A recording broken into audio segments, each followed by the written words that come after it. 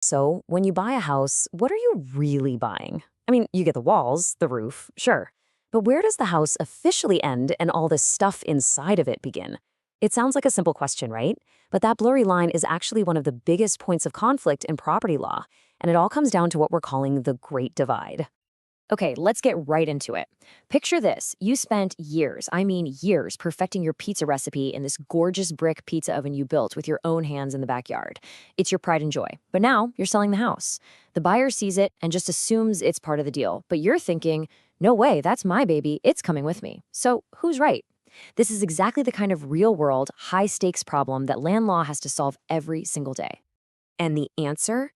The way the legal system approaches this all boils down to two little words: fixture or chattel.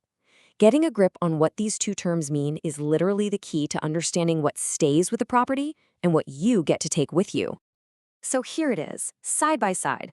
A fixture, well, that's something that's become so connected to the property that the law literally sees it as part of the land itself. It's not going anywhere. But a chattel? That's just a fancy legal term for your personal stuff. You know, your couch, your TV, your coffee maker. It was never meant to be a permanent part of the house. So of course, it goes with you when you pack up and leave. Simple, right? Okay, so how does a court actually decide if your beloved pizza oven is a permanent fixture or just your personal chattel? Well, it's not a coin toss. The law actually gives us a really straightforward two-part toolkit to figure this whole thing out. Yup, that's it. This whole, sometimes very emotional and complicated debate really just boils down to two key tests, and courts have been relying on these for ages to bring some much-needed clarity. And here they are. First, we have the degree of annexation test. And second, there's the purpose of annexation test. Now, let's break down what those kind of formal-sounding names actually mean in plain English. Right. Test number one, the degree of annexation. This one is all about the physical connection. How is the thing attached? Is it bolted down, cemented in, or is it just sitting there? The basic rule of thumb is if an object is just resting on its own weight, the law starts with the assumption, the presumption, that it's a chattel. Honestly, the easiest way to remember this is to just call it the how stuck is it test. That's really all it is. The more difficult it would be to remove it, and the more damage that removal would cause to the property, the more it starts to look and feel like a fixture. But now we get to the second test. And listen, this one is often the game changer. It's the purpose of annexation test. This moves past just the physical bolts and screws and asks a deeper question. Why? Why was this thing attached in the first place? Was it to make a lasting improvement to the property itself? Or was it just attached so that you could use and enjoy that specific item a little bit better? You can think of this one as the why was it put there test. And this is where the story, the intention behind the object, becomes absolutely crucial. It's why the same exact object could be a fixture in one house and a chattel in another. It all comes down to context. And please, if you take one thing away, let it be this. The why is almost always more important than the how. That first test, the how stuck is it test, it just gives us a starting point.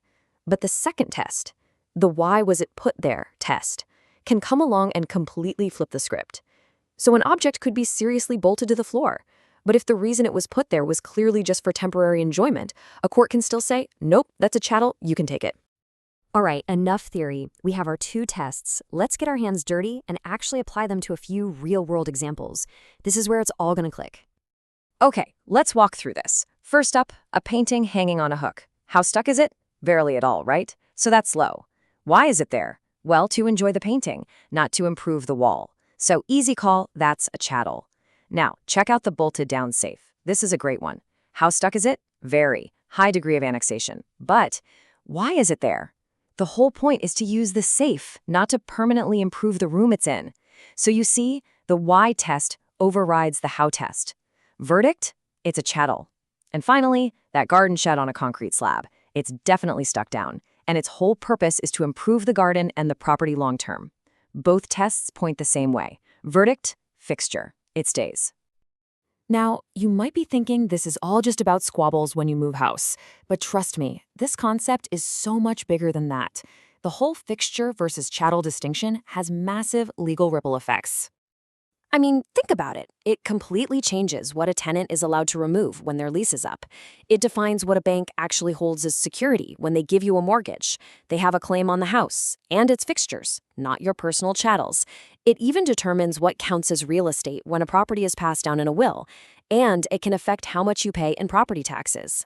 It's a fundamental idea that touches so many parts of the law. Which, of course, brings us to today. Our homes are getting smarter. So what about that video doorbell that's wired in? Or that smart thermostat that learns your routine? Are they attached just so you can enjoy the device? Or are they there for the permanent modern improvement of the home? It's a tricky question, right? But the cool thing is, now you have the legal toolkit to start thinking it through like a lawyer and come up with your own answer.